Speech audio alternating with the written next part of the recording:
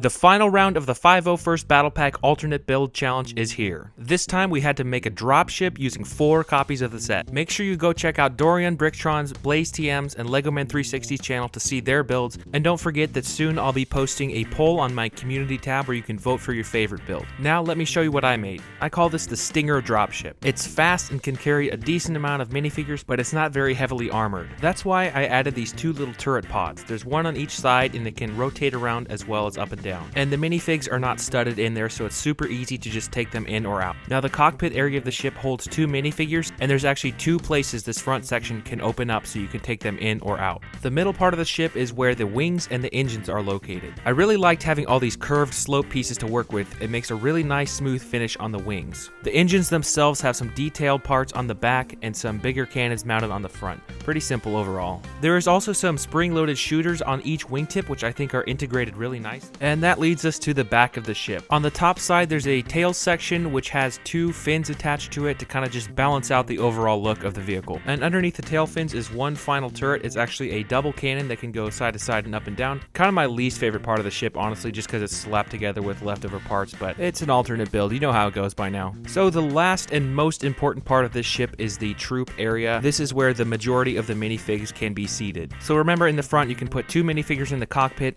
2 of them in the little turret pods on the sides, and then in this middle section you can have 4 seated on each side. I do recommend having the wings folded up as it makes it a bit easier.